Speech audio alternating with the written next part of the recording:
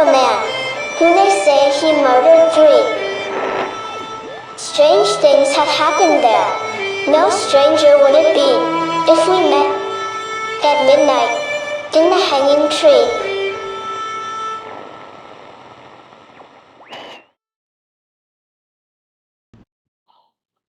Welcome to the show. I'm your host, Chris James. I'm starting my own cult.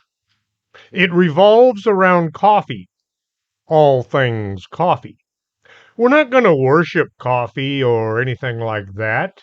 To belong to my cult, all you need to do is drink a lot of coffee. You can drink anyone's coffee, but if you want to be a true believer, you must consume Organic Man Coffee Trike coffee. The coffee you need is found at 4501 McPherson or at organicmancoffeetrike.shop. All you have to do is believe that it's the best coffee in the universe. I tried to trim this show down to an hour because I try to keep all of my shows at an hour. But it lost its main substance once I started to trim it. To make it make sense and to include all the little bits and pieces that I think are important, I had to make the show a bit longer. I don't know how much longer it's going to be, but if you're still with me at the end of the show, apparently I'm doing a good job. I don't like coincidences. Things shouldn't line up like that. I had already started working on the show, and I laid down to relax and watch the Red Green Show. It was episode 165. It was about a cult that showed up at the Possum Lodge looking for a spaceship that was going to take them to Gorgon. Master Green dressed up to look like their leader, and he got them to clean up all the trash and the broken car parts scattered about the place. Was this a mere coincidence, or am I hearing zebras running around at night? The word cult is often applied to a new religious movement or other social group which has unusual and extreme ideas. Usually there's one person in charge, and everybody seems to worship that person almost as if they're a god. The term has different meanings depending on who you ask. Some say it's simply a new group, a new religion, whereas others say it's a bunch of crazy people. The word cult is derived from the Latin word cultus, which means to worship. Nothing bad there. Over the years, people needed a word to describe the gatherings of folks who were doing things that the regular people didn't like. Words change meaning, and over time, the word cult has taken on Charles Manson and other organizations like his. People think followers of some out there cult are unintelligent and easily manipulated. Kind of like how people say that only drunk rednecks see UFOs. This is a quick way to dismiss sightings and cults and to get on with their lives without having to worry about a cult possibly taking control of their kids. Oh, our kids are too smart to join a cult. We educated them too well. Well, the school system did. Charles Manson had followers that came from high to middle class families. They were educated, or at least in process of becoming so. Mary Bruner was the first person recruited into Manson's family. She and Manson started a relationship on April 15th, 1968, and she gave birth to Manson's son, Valentine Michael. She, along with Manson and others, were arrested April 21st in 1968. Bruner was specifically arrested for endangering her son, who was about a week old. She was later arrested again August 8th, 1969, for using stolen credit cards.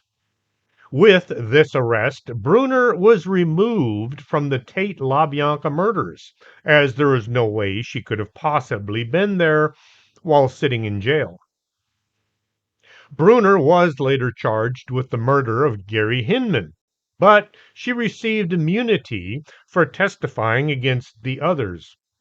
She was released and immediately returned to the Manson's cult. August 21st, 1971, Bruner, along with two others, robbed a gun store. They were trying to steal as many weapons as they could get. They were going to hijack an airplane and then kill one person each hour until Manson and the rest of the family were released from jail. The police arrived at the scene of the robbery and they surrounded the group, taking them all into custody. Bruner was sent to prison, but she was released 6 years later. Leslie Van Houten was 19 when she dropped out of college to join Charlie's Girls. As far as we know, she committed her first murder August 9th, 1969, participating in the deaths of Rosemary and Leno LaBianca.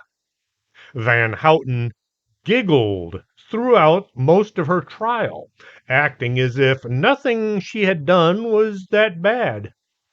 Later, she claimed that she had taken LSD and she was tripping through most of the trial. I was 13 at the time, but I still saw all of the proceedings. It was not like today. There were no 24-hour news stations, but everybody was talking about the crazy things going on in California. Patricia Krenwinkel met Manson in 1867 and literally uprooted her life for him, leaving Los Angeles to move to San Francisco. While a part of Manson's family, she once lived with Dennis Wilson of the Beach Boys and turned his house into a place for the Manson family to hang out. Krenwinkel was one of the major participants in the Tate murders and killed Abigail Folger. The next night, Krenwinkel went to the home of Leno and Rosemary LaBianca and participated in killing both of them, using various kitchen utensils to stab them repeatedly. Everyone in the family was arrested August 16th, 1969, but due to an error in the search warrant, they were all released.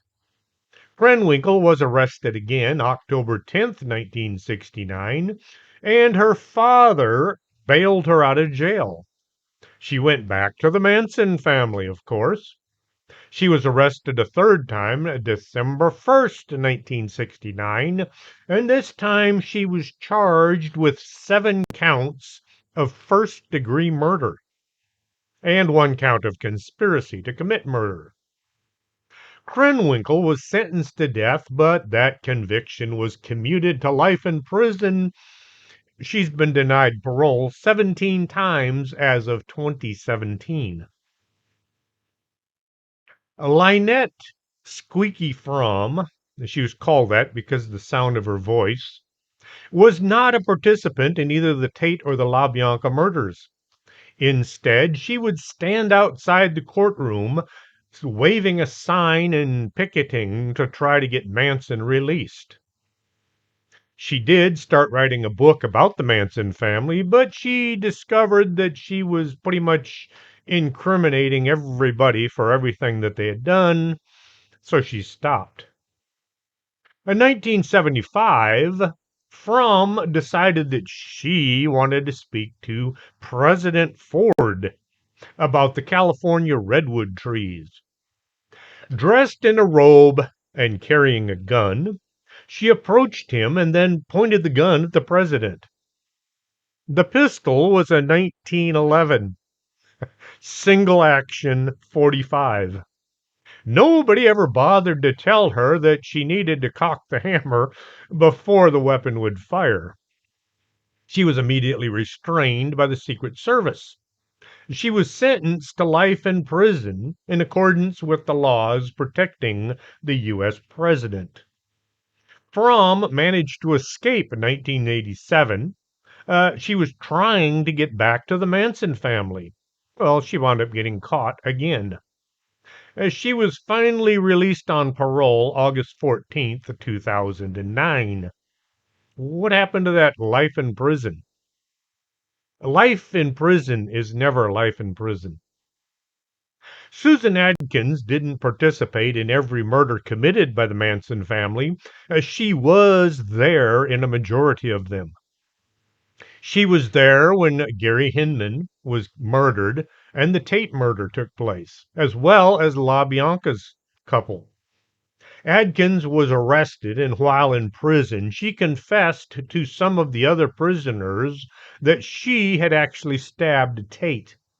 The prisoners reported this information, and it was later used against her in trial.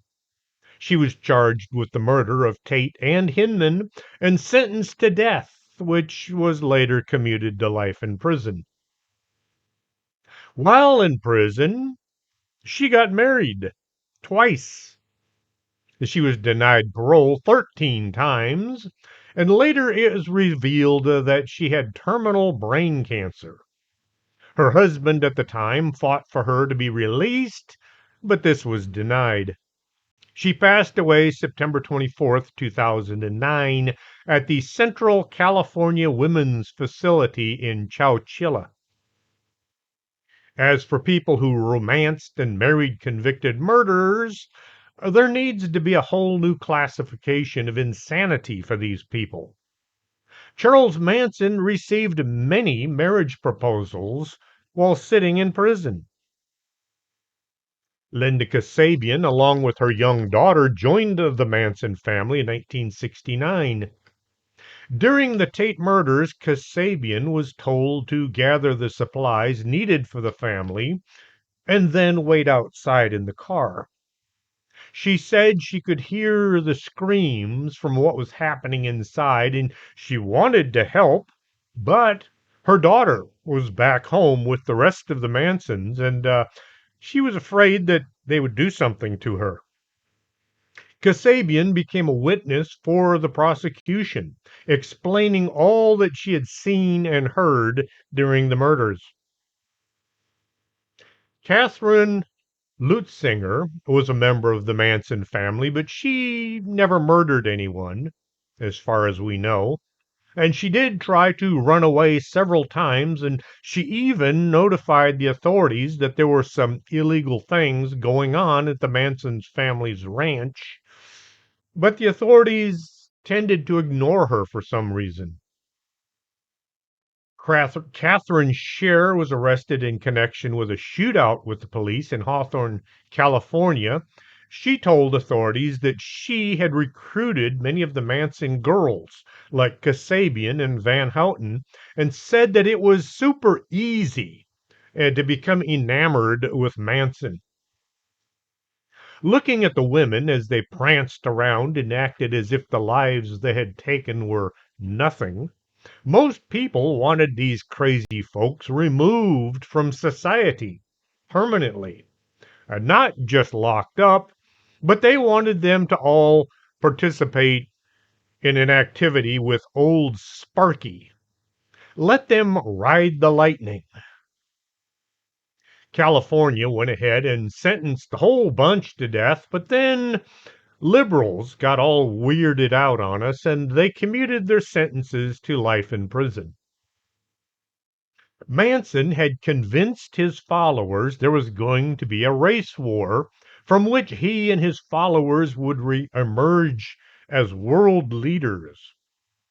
The problem with keeping these folks alive is, as time moves on, many forget how evil their deeds were. and the convicted have plenty of time to rehearse their poor me act.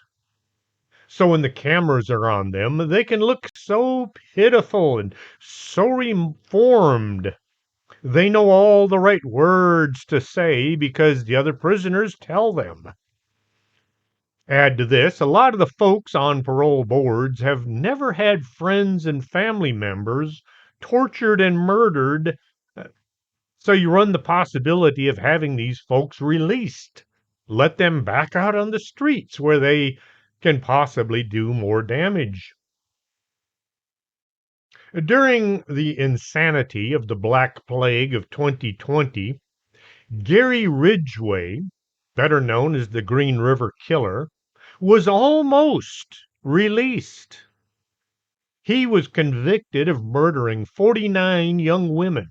And during his interview, he said if he were ever to get out, he would continue killing people. A vote of 4-5 is the only reason he stayed locked up. Most of the judges hearing his case had no idea who he actually was. It was just a name on a piece of paper. Nobody has difficulty saying Charles Manson was the head of a cult. The people in his family worshiped him. He went as far as to claim to be Jesus on a few occasions. He also said he was the devil. Talk about a split personality. Many say that Manson was insane. They can't get their minds around the idea that anyone would do the things that he did and not have to have a handful of screws loose. Having read a lot of articles and a few books, I get the distinct impression he was not really insane. He had spent so much time behind bars, he developed a facade of being totally nuts to keep the other prisoners away. I heard about one priest who met Manson while in prison. Charlie began doing his I'm the devil act. The priest said that he was sworn to defeat the devil, and therefore he was going to have to take down Manson. Charlie immediately changed his act and became very well behaved, just like all the other prisoners, until the priest was gone. What I can't figure out is how did he get so many young people who were supposedly intelligent, some even had money. How did he get them to become so enraptured with him they would kill just to please him? There must have been some kind of unknown power that this guy was tapping into. It wasn't just psychology. There had to have been something more.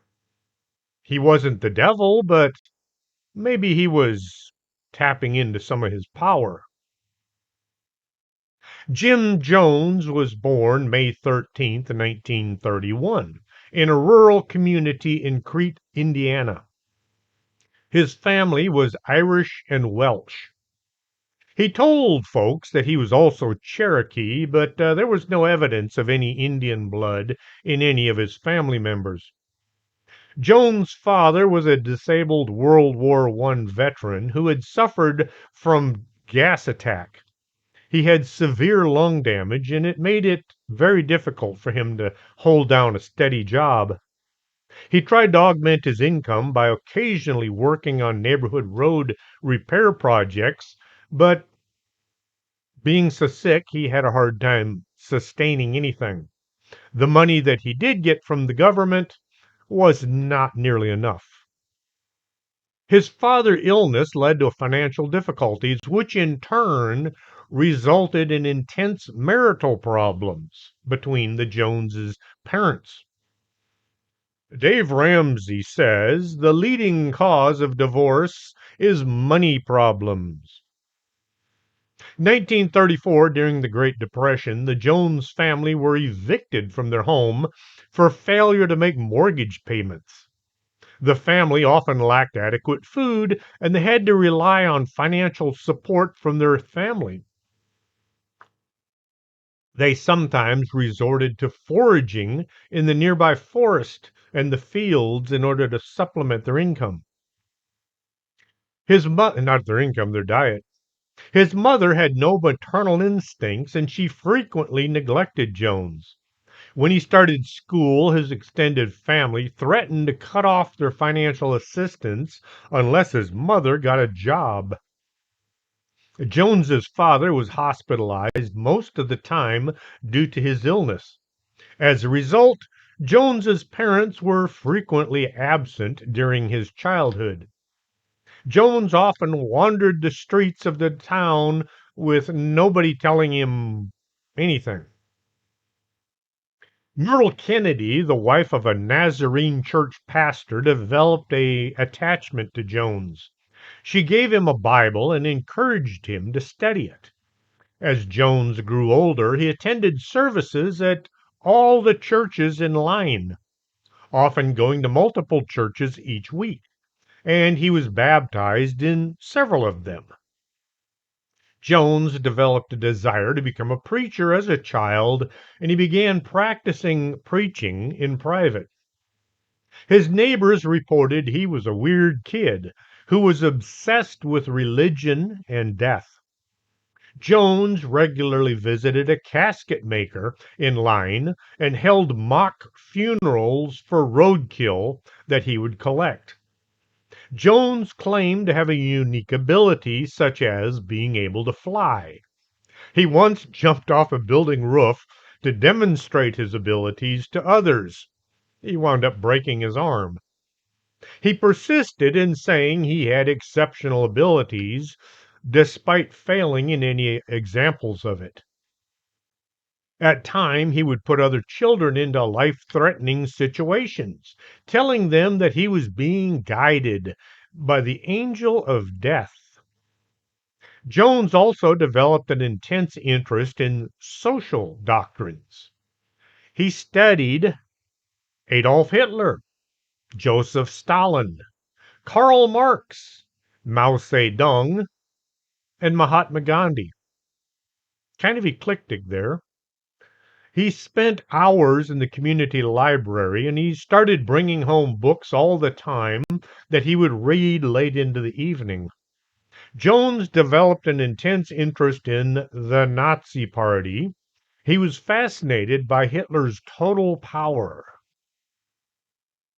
Jones's father belonged to the Indiana branch of the Ku Klux Klan, which enjoyed considerable support in the Indiana area during the Depression.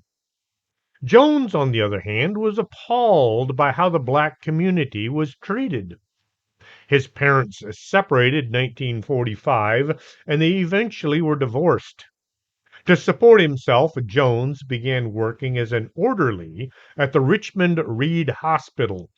He was well regarded by the senior management, but staff members said Jones exhibited disturbing behavior towards some of the patients. During his time at the university, Jones was impressed by a speech that Eleanor Roosevelt delivered about the plight of African Americans, and he began to espouse support for communism and other radical political views. Now, over the ages, as I was growing up, black people have been referred to by a lot of different names, different politically correct names. So I'm just going with what was current at the time. Jones and Marcelina Baldwin were married June 12, 1949. Marceline was a Methodist, and she and Jones would argue about which church was best. Jones' opposition to the Methodist Church's racial segregation practices was an early strain on their marriage. He insisted on attending Bloomington's Full Gospel Tabernacle, but eventually they compromised and they began attending a local Methodist church. 1951, the 20-year-old Jones began attending gatherings of the Communist Party in Indianapolis. Despite attending churches every week, Jones tried to convince his wife that she should accept atheism. Now, what kind of a preacher is an atheist? Well, I hate to say it, but there are several of them. After attending Indiana University for 2 years, the couple relocated to Indianapolis. Jones began taking night classes at the Butler University to continue his education, earning a degree in secondary education in 1961. Jones and his family faced harassment from government authorities for their affiliation with the Communist Party. He became frustrated with the persecution of communists in the U.S. He asked himself, how can I demonstrate my Marxism? The thought was infiltrate the church. In early 1952, Jones announced to his wife and her family that he was going to become a Methodist minister, believing that the church was ready to put real socialism into practice. A Methodist district superintendent helped him get a start in the church, even though he knew that Jones was a communist. This right here is a reason for any organization, whether religious or political, to have a much better and stronger background check on any person being considered for any position of influence. In the summer of 1952, Jones was hired as a student pastor at the Somerset Southside Methodist Church, where he launched a project to create a playground that would be open to all races. Early 1954, Jones was dismissed from his position for stealing church funds. 1953, Jones visited a Pentecostal Latter Rain convention in Columbus, Indiana, where a woman prophesied that Jones was a prophet with great ministry. Jones was surprised by this endorsement, but he gladly accepted the call to preach. Believing that the racially integrated and rapidly growing latter rain movement offered him a greater opportunity to become a preacher, Jones successfully convinced his wife to leave the Methodist Church and join the Pentecostals. Jones began attending and preaching at the Laurel Street Tabernacle in Indianapolis. Is it Laurel or Laurel? The Assembly of God was strongly opposed to the latter rain movement. In 1955, they assigned a new pastor to the Laurel Street Tabernacle who enforced their denominational ban on healing revivals. This led Jones to leave and establish the Wings of Healing, a new church that would later be renamed the People's Temple. Anything with the name people in it usually is communist. Jones's new church attracted only 20 members who had come with him from the Laurel Street Tabernacle and was not able to financially support his vision. At one point, he was forced to sell pet monkeys in order to keep the church open. Jones began to closely associate with an independent Assembly of God, an international group of churches that embraced the latter rain movement. They had few requirements for ordaining ministers, and they were also accepting of divine healing practices. Many attendees believed Jones's performance showed he possessed a supernatural gift, which led to rapid growth of the People's Temple. Jones was particularly effective at recruitment among the black attendees at the convention. Jones adopted one of the latter rain key doctrines, which he continued to promote for the rest of his life. The manifested Son of God was a belief that individuals could become manifested of God with supernatural gifts and superhuman abilities. Jones was fascinated with the idea, and he adopted it to promote his own utopian ideas and the idea that he himself was a manifestation of God. Jones heard of Father Divine, a black spiritual leader of the International Peace Mission, who was often derided by Pentecostal ministers for his claims of divinity. In 1956, Jones made his first visit to investigate Father Divine's peace mission in Philadelphia. Jones was careful to explain that his visit to the peace mission was so that he could give an authentic, unbiased, and objective statement about its activities to his fellow Pentecostal ministers. While publicly disavowing many of Father Divine's teachings, Jones began to promote his teachings on communal living and gradually implementing many of the outreach practices that he had witnessed at the Peace Mission, including setting up a soup kitchen and providing free groceries and clothes to people in need. There's nothing wrong with doing that as long as you're doing it for the right reason. Jones made a second visit to Father Divine in 1958, and he learned more about his practices. Jones bragged to his congregation that he would like to be the successor of Father Divine, and made many comparisons between their two ministries. Jones began progressively implementing the disciplinary practices that he had learned from Divine, which increasingly took control over the lives of members of the Temple. Almost called it the People's Party. The People's Temple. 1960, Indianapolis Mayor Charles Boswell appointed Jones the director of the local Human Rights Commission. Jones ignored Boswell's advice to keep a low profile, and he used his position to secure new outlets for his views on local radio and television programs. The mayor and other commissioners asked him to curtail his public actions, but he refused. Jones was widely cheered at a meeting of the NAACP and the Urban League, and when he encouraged his audience to be more militant. Jones set up sting operations in order to catch restaurants that would refuse to serve black customers.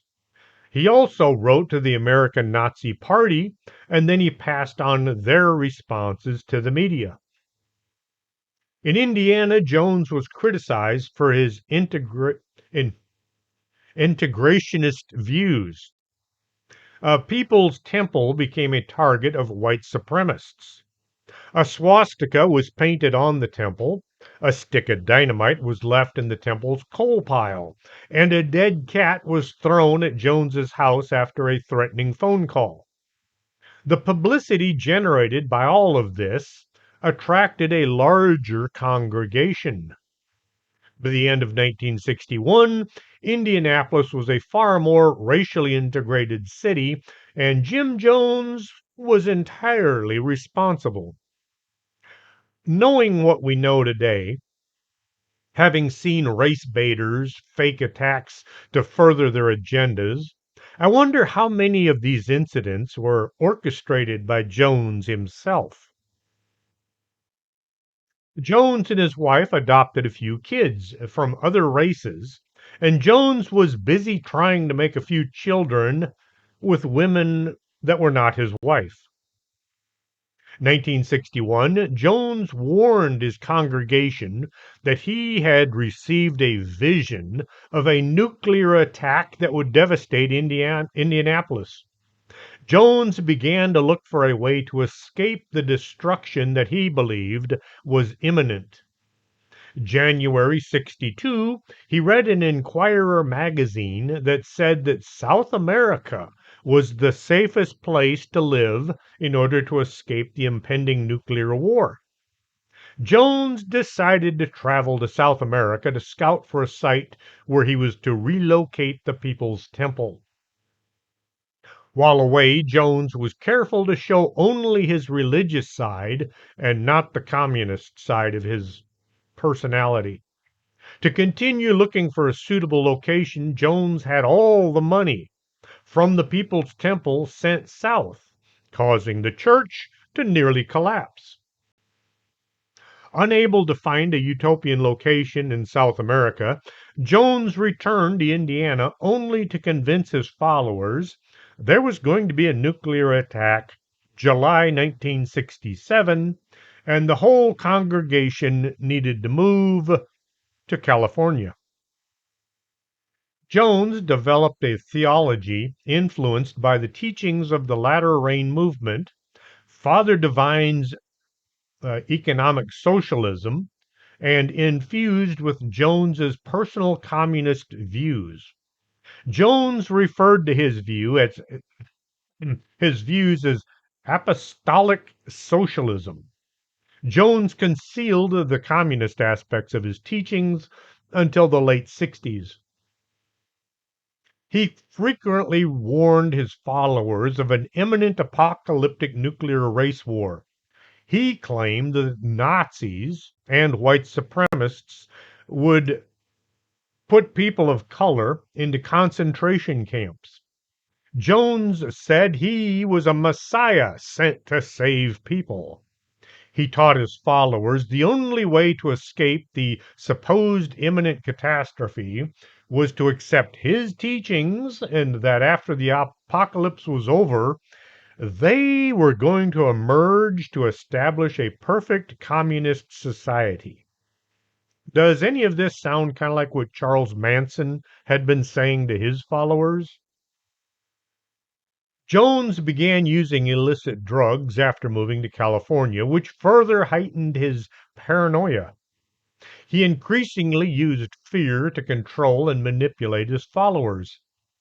Jones frequently warned his followers that there was an enemy seeking to destroy them. The identity of that enemy would change from time to time. It was the Ku Klux Klan, the Nazis, redneck vigilantes, and then it was the American government.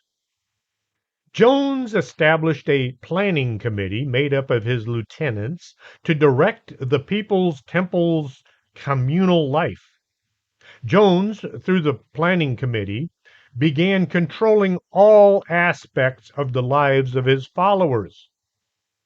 Members who joined the temple turned over all their assets to the church in exchange for free room and board. Members who worked outside the temple turned over all their income to be used for the benefit of the community, mostly for Jones. Jones directed groups of his followers to work on various projects for additional income and set up an agricultural operation in Redwood Valley where they grew food. Large community outreach projects were organized, and temple members were bused to perform work and community service across the region. Jones and his planning committee made everyday decisions for the members. Things like who would do which job, or who was allowed to get married and have children, who had to go to bed with Jones, both men and women. As the temple's membership grew, Jones created an armed security group to ensure order among his followers and to guarantee his own personal safety. He grew the temple by purposefully targeting other churches. 1970, Jones and 150 of his followers took a trip to San Francisco's Missionary Baptist Church. Jones held a faith healing revival wherein he impressed the crowd by claiming to heal a man of cancer. His followers later admitted to helping him stage the healing act. At the end of the event, he began attacking and condemning Baptist teachings and encouraging members to abandon their church and join his. As the temple grew inside, politicians flocked to Jones to gain a few votes. Jones was appointed to oversee the housing authority in San Francisco. He was wined and dined by the governor and other folks who saw him as a quick way to gain their own personal power. Any reporter trying to get the lowdown on Jones or his followers would be either shown a facade or threatened with violence. With so many political connections, Jones was almost untouchable. He did receive negative press outside of California. 1971, reporters covered one of Jones's divine healing services during a visit to his old church in Indianapolis. The news reporter led to an investigation by the Indiana State Psychology Board into Jones's healing practices. A doctor involved in the investigation accused Jones of quackery, and he challenged Jones to give tissue samples of the material that he claimed fell off of people when they were healed of cancer. Dating back to the very beginning, Jones's healings were nothing but a hoax. In one incident, Jones drugged a temple member, Irene Mason, and while she was unconscious, they put a cast on her arm. When she regained consciousness, she was told that she had fallen and broken her arm and she had been taken to the hospital. In a subsequent healing service, Jones removes her cast in front of the congregation and told them she had been healed. In another instance, Jones had somebody from his inner circle enter the prayer line for healing. After being healed, the person would pretend to cough up their tumors, which was actually chicken gizzards. 1973, Ross Case, a former follower of Jones, began working with a group in Ukiah, California, to investigate the People's Temple. They uncovered the staged healings, the abusive treatment of women in the church, and evidence that Jones had raped one of the male members. Reports of Case's activities reached Jones, who became even more paranoid that the authorities were out to get him. Case reported his findings to the local police, who chose to do nothing.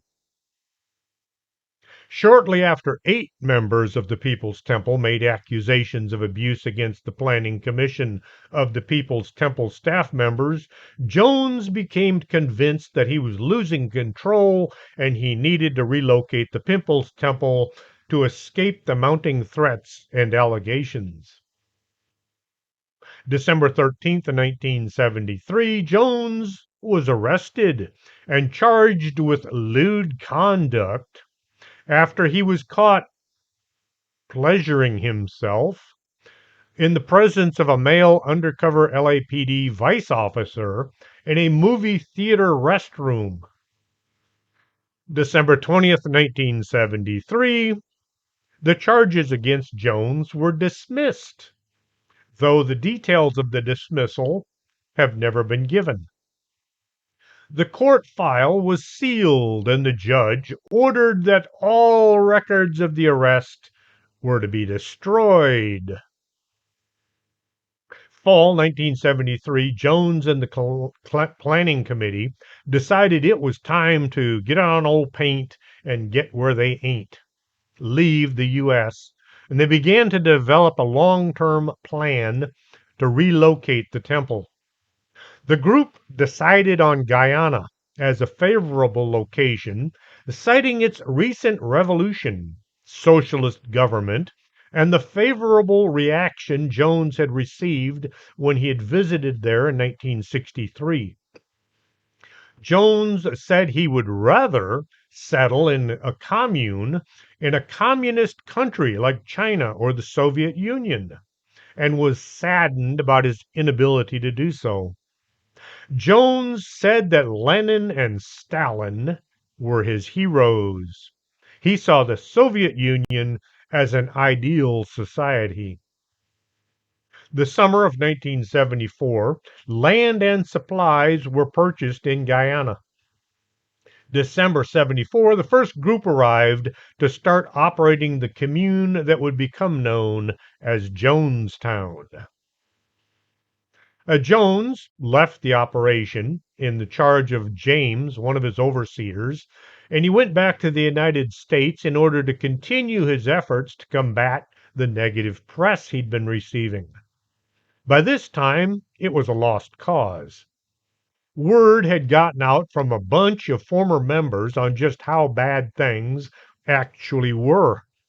Jones decided it was time to permanently relocate to South America, and he began to compel all the members of the People's Temple to get on the plane with him. Jones told his followers it was time to relocate to the socialist paradise and the workers' commune. Life would be a dream. All would be well. Jonestown had about 50 settlers living there who were expanding the commune. The fields and the resources were barely adequate for these 50 people. Buildings were poorly put together and were already falling apart. Weeds were encroaching on the fields. His followers were not farmers. They were all from the big cities, until finding themselves in the jungle. May 1977, Jones and about 600 followers arrived in Jonestown, followed shortly by 400 more, all needing a place to live and food to eat. Jones began moving the temple's finances overseas and started selling off all their property in the United States. The People's Temple had over $10 million in assets at that time and in that denomination. All that money was for Jones and not the folks who worked for him. For the first several months, Jones's members worked 6 days a week from 6:30 in the morning till 6 p.m. at night. The work week was shortened to 8 hours a day for 5 days a week in the mid-1978 after Jones's health started to fail and his wife started taking on more of the management of the Jonestown activities. After the day of work ended, the temple members would attend several hours of activities in the pavilion, mostly classes in socialism. Brainwashing was in full swing. Among the followers Jones took to Guyana was John Victor Stone. John's birth certificate listed Timothy Stone and Grace Stone as being his parents. Jones had had relations with Grace Stone, and he claimed that he was the biological father. Grace Jones left the People's Temple in 76, leaving her child behind. Jones ordered the child taken to Guyana in 77 to avoid a custody dispute with Grace. After Timothy Stone also left the People's Temple in 77, Jones kept the child at his own home in Jonestown. In the autumn of 77, Timothy Stone and other temple defectors, I would have called them escapees, formed the Concerned Relatives Group because they still had family members in Jonestown who were not being permitted to return to the United States. Stone traveled to Washington, D.C. in January to visit with State Department officials and members of Congress. Some politicians had extreme difficulty admitting that they had been wrong in backing Jones, so they continued to act as if all was well, even when there was mounting evidence of things being rotten in Jonestown. June 1978, Deborah Layton, a People's Temple member who had escaped Jonestown, provided details of crimes by the temple and substandard living conditions. Layton said Jonestown residents were being deliberately undernourished. Jones and his inner circle were dining on meat and vegetables, while the rest of them were nearly starved to death. Jones attempted to negotiate for his commune to resettle to the Soviet Union. When all was said and done, nothing got done. Jones's paranoia increased as he became fearful of a government raid on the commune. Concerned the community would not be able to resist an attack, he began holding drills to test their readiness. He called these drills White Nights. Jones would announce, "Alert, alert, alert," over the community loudspeakers to call the community together to the central pavilion. Armed guards with guns and crossbows would surround the pavilion. They were there to keep the members in, not to protect them. The community members would remain in the pavilion throughout the drill, in which Jones would tell them that their community had been surrounded by agents who were there to destroy them. Jones would lead them in prayer, chanting and singing to ward off the impending attack. He would have his guards hide in the forest and shoot their weapons to simulate an attack. One drill, September 1977, lasted for 6 days, known as the Six-Day Siege. This ordeal was used thereafter by Jones as a symbol of the community's indomitable spirit. The drills served to keep the members of Jonestown fearful of venturing outside the commune. The U.S. Embassy sent an investigation team to check on the commune. Jones told his followers he was going to distribute poison for everybody to drink in an act of suicide. A batch of fruit punch was served to everybody in the pavilion. Everybody drank the punch, and then they sat there waiting to die. Jones eventually informed his followers that it had only been a drill, and there was not any poison in their drinks. He convinced his followers the CIA was actively working to destroy their community, and he was conditioning them to accept suicide as a means of escape. As folks were told to kill themselves only to discover it was just a drill, the idea of following orders was easier to pull off. After learning that he might have lung infection in '78, Jones told his followers that he had actually contracted lung cancer. He was using handfuls of Valium and Quaaludes, stimulants, and barbiturates. He suddenly had a miraculous recovery. November '78, Congressman Ryan led a fact-finding mission to Jonestown to investigate allegations of human rights abuses.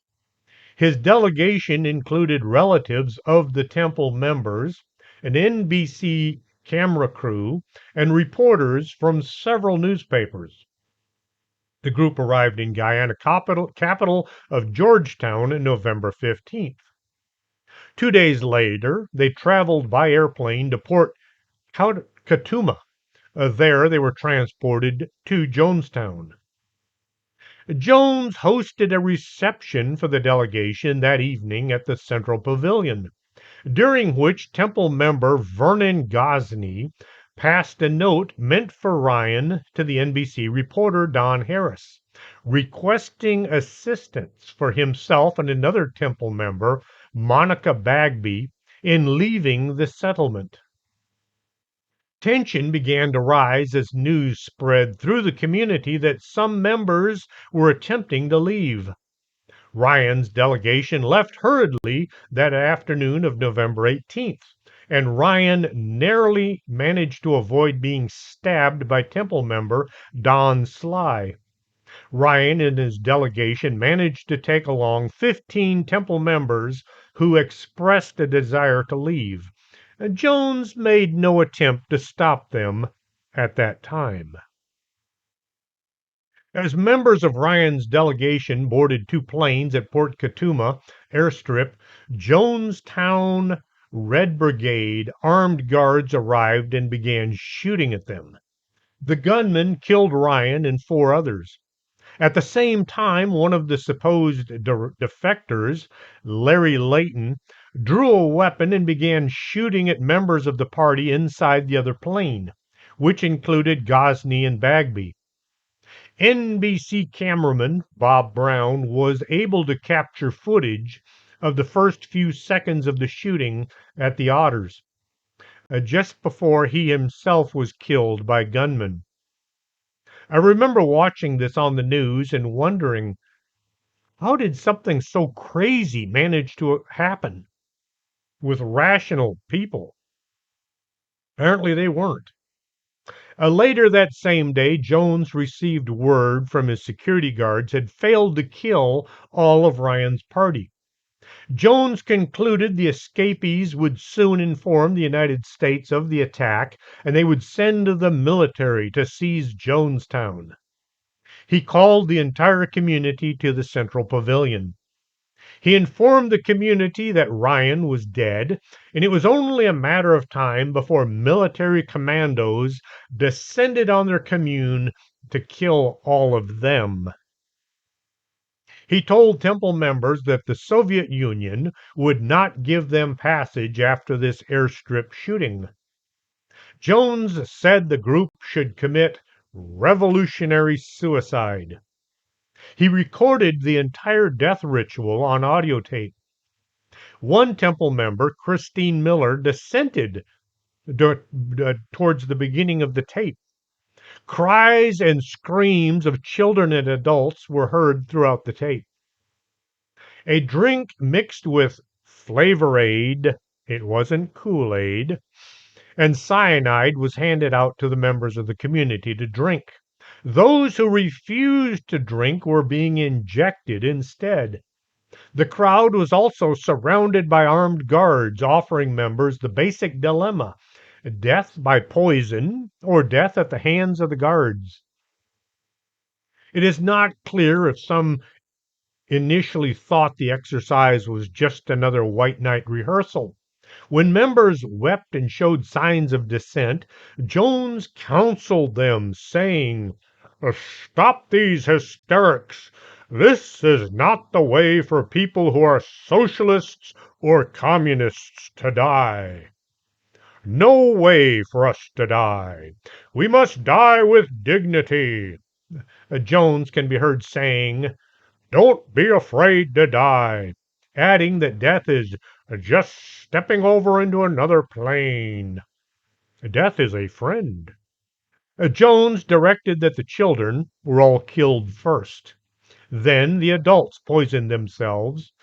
At the end of the tape, Jones concludes, "We didn't commit suicide. We committed an act of revolutionary suicide, protesting the conditions of the inhumane world." In the early evening, November 18th, Temple member Sharon Amos in Georgetown received a radio message from Jonestown telling the members there to exact vengeance on the Temple's foes before committing revolutionary suicide. After police arrived at the headquarters, Sharon took her children into the bathroom. Using a knife, she killed them and then herself. 85 members of the community managed to survive. Some had run into the jungles. Others had hidden. A few were away on business. The mass murder-suicide resulted in the deaths of 909 inhabitants of Jonestown. 276 of these were children. Jones's three sons, Stephen, Jim Jr., and Tim Jones, were with the People's Temple basketball team in Georgetown at the time of the mass poisoning. During the events at Jonestown, the three brothers drove to the U.S. Embassy in Georgetown to alert the authorities. Guyanese soldiers guarding the embassy refused to let them in after hearing about the shooting at Port Katuma. Later, the three returned to the temple headquarters in Georgetown, where they found the bodies of Sharon Amos and her three kids. The Guyanese military arrived in Jonestown and found all the dead. The United States military organized an airlift to bring the remains back to the United States to be buried. Jones was found dead with a gunshot wound to his head. They're not sure if it was self-inflicted or if maybe somebody shot him. In a signed note found at the time of her death, Marceline directed that Jones's assets be given to the Communist Party of the Soviet Union. The People's Temple secretary had already made arrangements for $7.3 million in temple funds be transferred to the Soviet embassy in Guyana. The supporters of the People's Temple, especially politicians, had a difficult time explaining their connections to Jones following all these deaths. Some admitted they'd been tricked by Jones. Others claimed they hadn't actually known the man. President Jimmy Carter and First Lady Rosalind Carter sought to minimize their connections to Jones. Pay no attention to all those photographs and all those press releases we did. The San Francisco Mayor George Moscone called the friends and families of many of the victims to apologize and offer his sympathies. Was this sincerity or just politics? How did a self-avowed communist manage to use religion to trick so many people? He must have had some kind of magical power helping him, maybe? Perhaps he was connected to the darkness. Adolfo Constanzo was born in Miami 1962 and grew up with a traditional Roman Catholic religion. He had a fascination with Santeria, a mix of voodoo and Roman Catholicism. They say he inherited this from his mother and grandmother, both who believed in Santeria. They may have been priestesses. Constanzo became involved with some of the darker occult aspects of Santeria, a side that some of the followers disavow. After training with a sorcerer, he moved to Mexico City and he established himself with the local drug lords and criminal syndicates.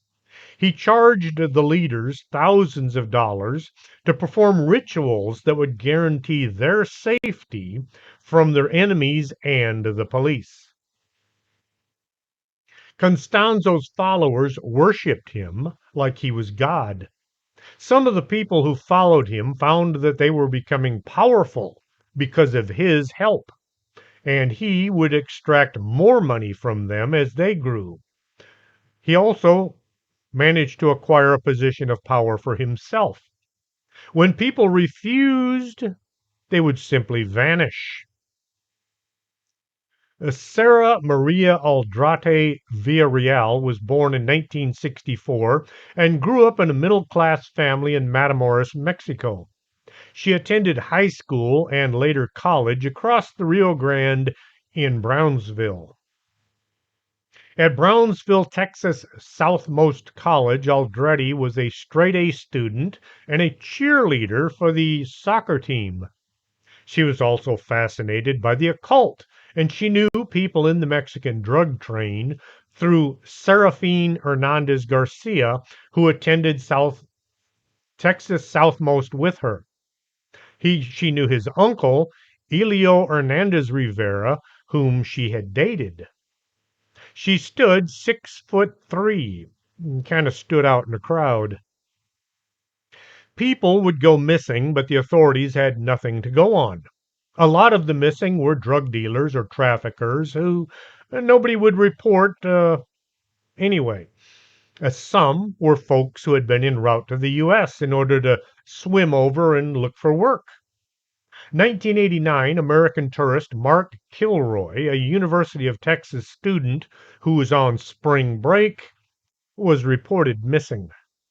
The authorities on both sides of the border got involved, but the few witnesses had all been too drunk to remember anything. A break in the case came from an unexpected incident.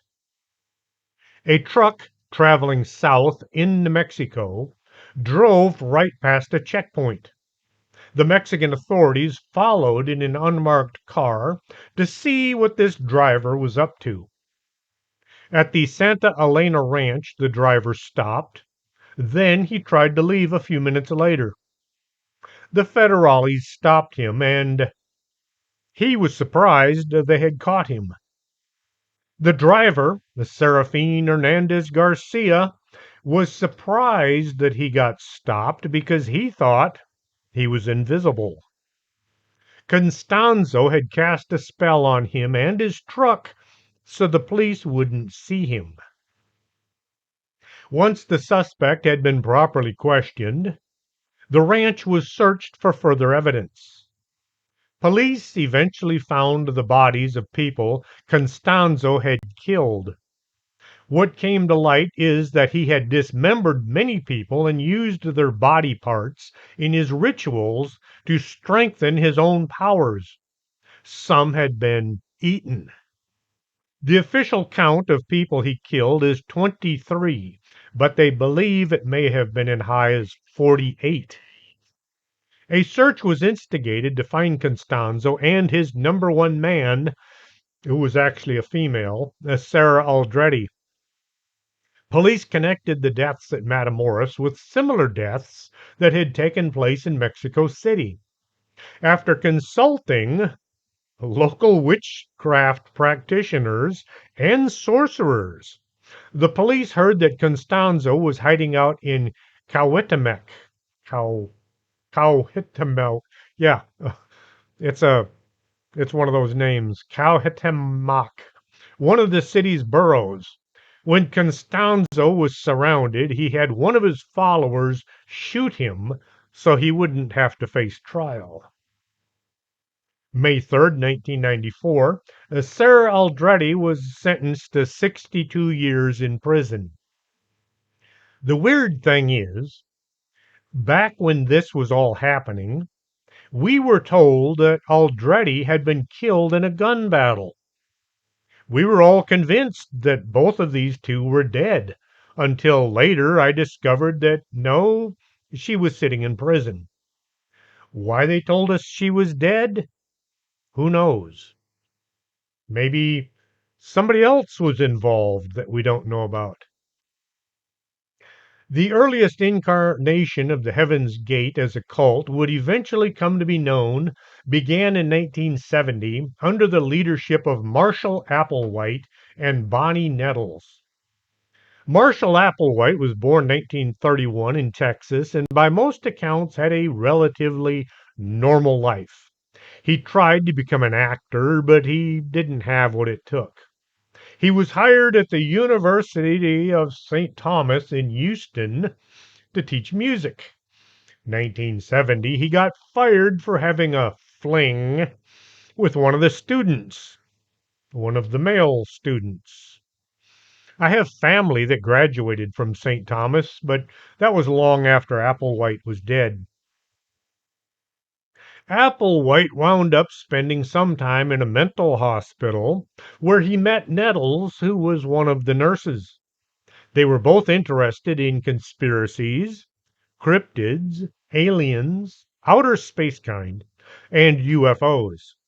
They sound kind of like my kind of people.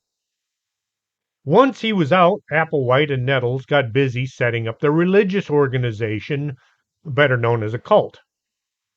They advertised in newspapers, they held gatherings, and they would scope out the crowds looking for the true believers. 1975, Applewhite and Nettles received national attention after they gave a particularly successful presentation in Oregon. In this presentation, Applewhite and Nettles promoted their group, Human Individual Metamorphosis or Total Overcomers Anonymous. Too long.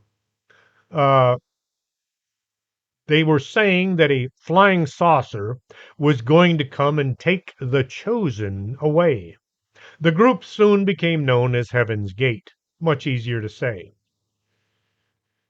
One condition of becoming a true believer was the members had to abandon their families, renounce sex and drugs. They didn't say anything about rock and roll. Give away all their personal possessions. And to show just how serious they were, they had to be gelded, neutered, emasculated, you know, castrated. Okay, they're not my kind of people. The followers were expected to dress alike and conform to incredibly specific rules about the most mundane things.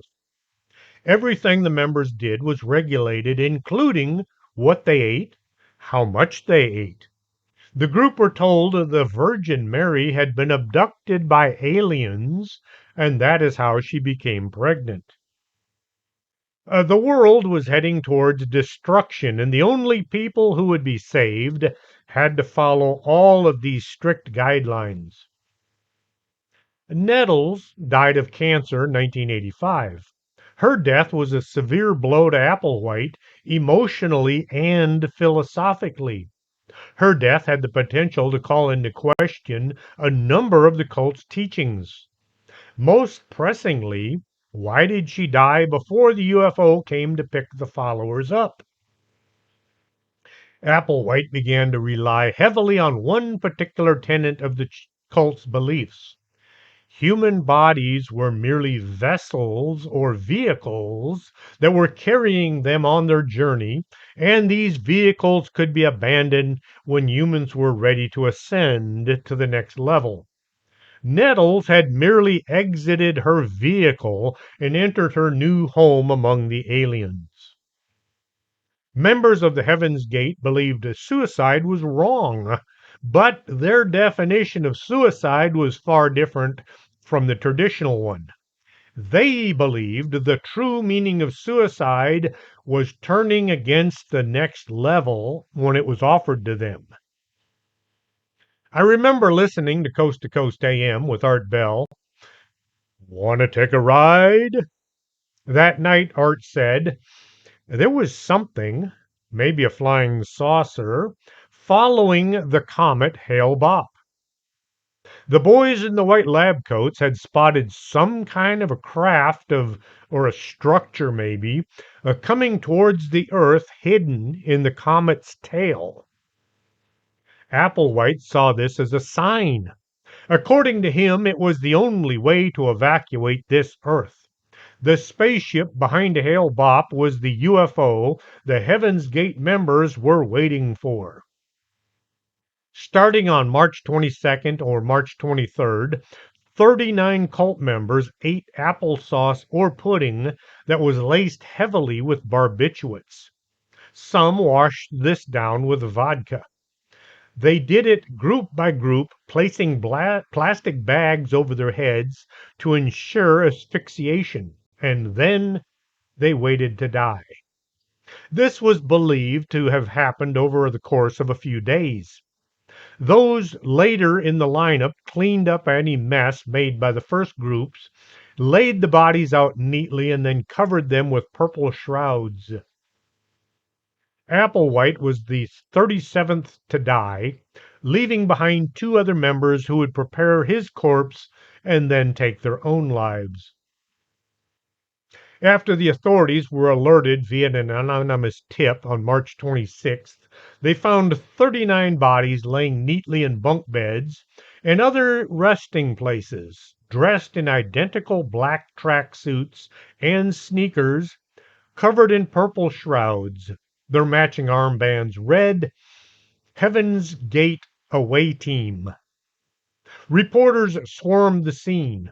Family members of the victims demanded answers.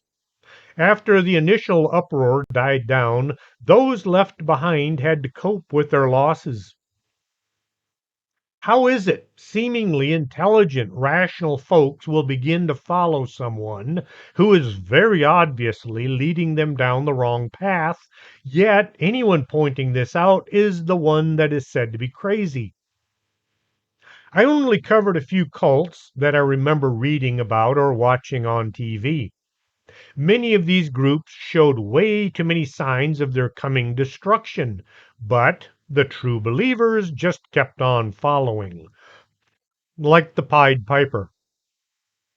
The only answer I could find that kind of explained this behavior is the people creating these cults were being gifted some kind of otherworldly power that can somehow seep into people's brains, no matter how well educated or how well raised, that causes them to do things the rest of us find repulsive.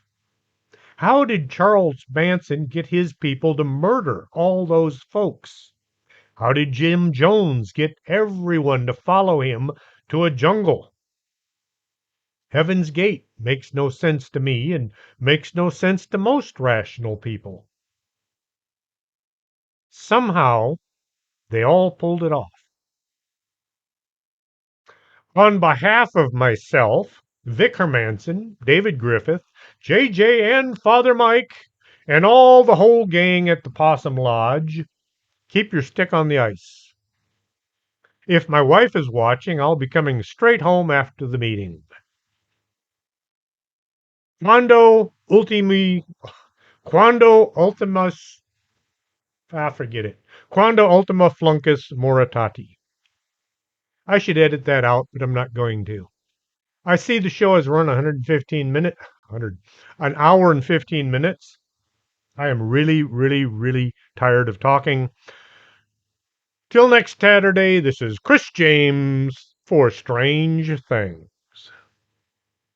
And now I can't find the right mouse to stop the recording. Quando ultima fluncus moritati.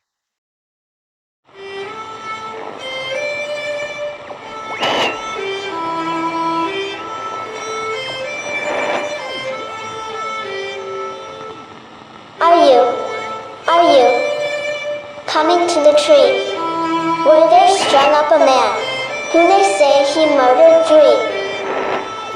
Strange things have happened there. No stranger would it be if we met at midnight in the hanging tree.